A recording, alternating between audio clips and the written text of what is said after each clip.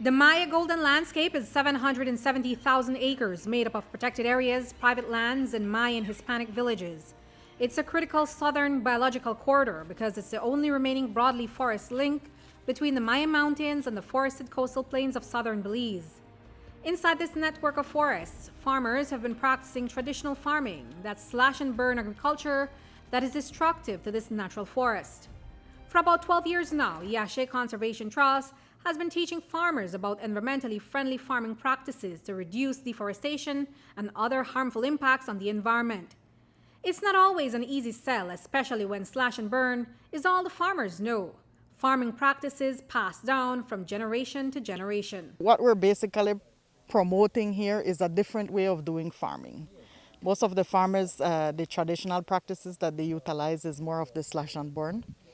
But what we're basically want to demonstrate here is that there is a different way of doing farm. It has not been an easy road because it's hard to make that behavioral shift. But we do have farmers that have adopted some of these practices. We know that it's going to take time, it's going to take a lot of effort.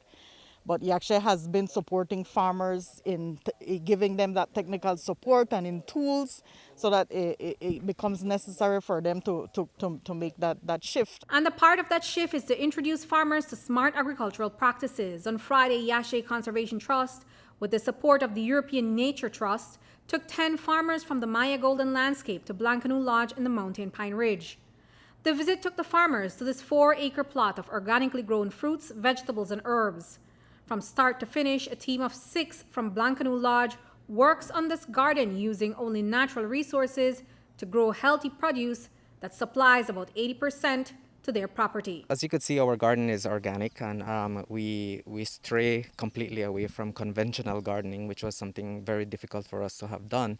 But we have been able to master it over the past 10 years that we've been doing this. We do a lot of composting. Our stables, which we have 21 horses, all the manure has been brought in from there. Our landscapers would trim all the vegetation, and that is brought back to the garden, and then it's composted. Likewise, our kitchen also participate heavily in this way. We collect all the eggshells, the coffee grinds, and all the peelings from the vegetables and fruits that we consume on a day-to-day basis. So then that comes back, and then that becomes soil, and then of course it goes right back again onto your table right from there. And many of the techniques are new to farmer Pablo Salam of Medina Bank, but he says they're adaptable enough that he can do them. In his village, he has a backyard garden that provides for his family. For a few years now, he's been partnering with the Y.C.T Conservation Trust to learn more about sustainable agricultural practices. The backyard garden is just for my family, but I want to learn to expand more, but due to the pests and other different diseases that affect the farm, especially this time of challenges that we have with this pandemic. And I went back to my garden and start to improve more because I have to provide for the family. What I've seen as different type of organism that they are using and adapt it to their to spray their farm due to the pest. That's why that's really affecting on my farm. But when I go back and practice it, and then I will see the improvement on my farm, especially this coming time.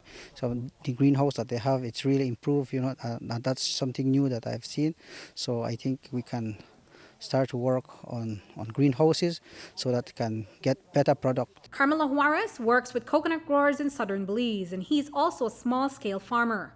His takeaway from this experience is the natural control of pests, something he says he's looking forward to implementing on his farm. For me, I find challenges with control of pests and that sort of thing. I go to a manual that is provided by Baja. However, that is using chemicals. And so we want to go more organic. For example, aphids. We do have aphids affecting the coconut plants. Also the garden, we have what we call the white flies. And, the idea share here is great. I don't need to go to the agrovet place to buy chemicals. We have it. We need to know how to put it together to make it effective. And that's what founder of this project, Paul Lister, wants for these farmers to see the value in climate smart and environmentally friendly farming practices that will not only conserve our natural resources, but also support their livelihoods when yields increase. Lister is a founder of the European Nature Trust, and he's championing traditional farmers' transition to sustainable farming practices in Belize. Belize is one of those unique countries that has a very large percentage of its landscape is already protected and is covered in forest and vegetation, whether it be pine or hardwoods, and it's very unique. It's, I think, 65%, and that's something to be very proud of. But then there are countries like the UK and Denmark where we have nothing left. We've cut everything down over the imperialist past of Industrial Revolution, 2 world wars. We have nothing left of our forests. We've cut everything. Even the sleepers on railroads from Nairobi to Mombasa were made out of Scottish hardwoods.